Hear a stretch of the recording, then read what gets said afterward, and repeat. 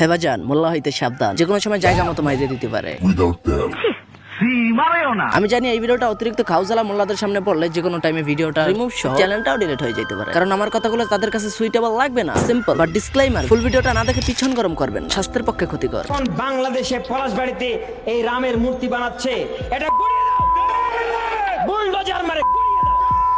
আমি ওই ধর্ম মানি না যে ধর্ম মানুষে মানুষে বৈষম্য সৃষ্টি করে, যে ধর্ম সমাজে বিশৃঙ্খলা তৈরি করে। আমি ওই ধর্মও মানি না যে ধর্ম অন্য ধর্মকে অপমান করতে শেখায়। আর আমি এটাও জানি পৃথিবীতে এমন কোন ধর্মগ্রন্থ নাই যেখানে লেখা আছে তোমরা অন্য ধর্মের মানুষের সাথে অথবা অন্য ধর্মকে অপমান করো, সেটা হোক হিন্দু, খ্রিস্টান, বৌদ্ধ কিংবা মুসলমান ধর্ম। কিন্তু আমাদের সমাজে যে প্রচলিত ধর্ম আছে সেটা কোন ধর্ম? কি মনে হচ্ছে না আমি নাস্তিক? জানি না। আবেগ দিয়ে না, আমি বিবেক দিয়ে চিন্তা করছি। তাই আমি মনে প্রাণে একটা ধর্মকে চিনছি, জানছি আর মানছি, আর সেটা হলো মানবতার ধর্ম। আমি দেশবন্ধু চিত্তরঞ্জন দাসের মতো হতে চাই, ওমর ফারুক রাদিয়াল্লাহু তাআলার মতো হতে চাই। কোনো কট্টরবাদী মোল্লাকে অনুসরণ করতে চাই না। আর এই বাংলায় মূর্তি হবে না হবে এই সিদ্ধান্ত নেবে মুসলমানরা।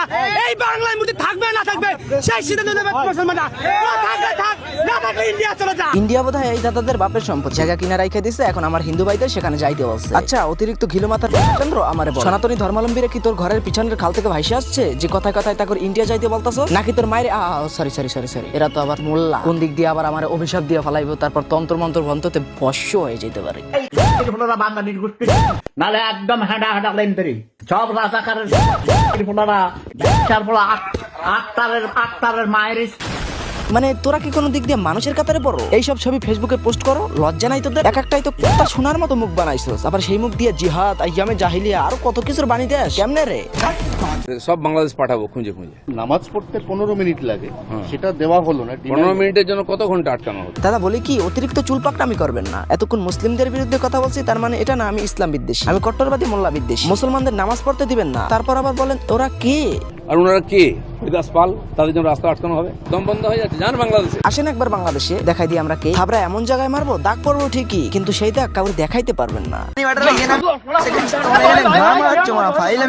মানে নরেন কাকা এলে রাস্তা বন্ধ থাকতে পারে, কিন্তু বছরে একবার ঈদের নামাজ পড়ার জন্য 30 মিনিট রাস্তা ক্লিয়ার থাকতে পারবে না। ঈদের নামাজ পড়তে দেওয়া হলো না, অথচ মাননীয় প্রধানমন্ত্রী নরেন্দ্র মোদী 45 মিনিট আগামী রবিবার রেড রোডেই যোগা করবেন, তার জন্য 8টা রাস্তা বন্ধ। বলছে এটা দ্বিচারিতার রাজনীতি। লাইন স্টাইলে তো সব রাস্তাই বন্ধ হয়, খালি রেড রোড কেন? একটা কথা শুনুন, আমরা মুসলমান ভাইরা কিন্তু একসময় রাত জেগে আপনাদের মন্দিরও পাহারা দিয়েছি। হিন্দুদের মন্দির পাহারা দিতে চেয়ে মন্দিরের সামনেই নামাজ পড়ছেন এক মুসলিম।